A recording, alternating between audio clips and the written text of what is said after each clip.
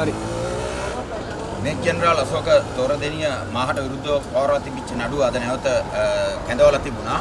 විශේෂයෙන් අපි අද දවසේ ඒ පැමිණිල්ල ඉතාමත් අගතිදායක ලෙස අධිකරණයේ නොමග යවමින් ඉදිරිපත් කරපු පෙස්සමක් කියලා අපි කරුණු පෙන්වුවා ලිඛිතව. ඒ අනුව අපි පෙන්වුවා දැන් දශක 3ක් තිස්සේ මම මේ රටේ මාධ්‍යයට සමාජ මාධ්‍ය වලට පුවත්පත් වලට මේ කාරණේ ඕනකටත් වැඩියෙන් කියලා තියෙනවා. මේකට සාක්ෂි තියෙනවා. ඒ නිසා කරුණා කරලා මේ පනවපු වාරණය ඉවත් කරලා මේ පෙස්සම යොද දාන්න කියලා අපි අද ලිඛිතව ඉදිරිපත් කරුවා.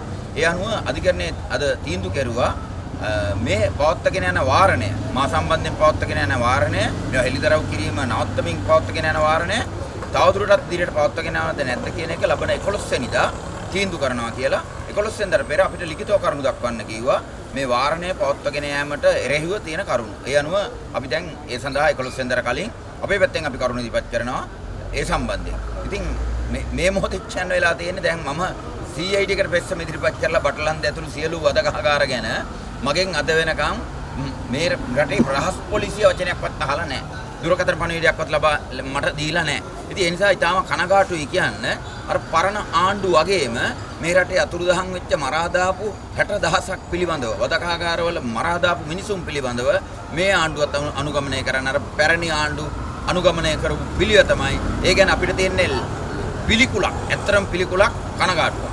මුලින්ම නමක් කියනවා. මම ඉන්ද්‍රානන්ද සිල්වා පෙරටුගාමී සමාජවාදී පක්ෂයේ මධ්‍යම කාර්යසභාවේ. right.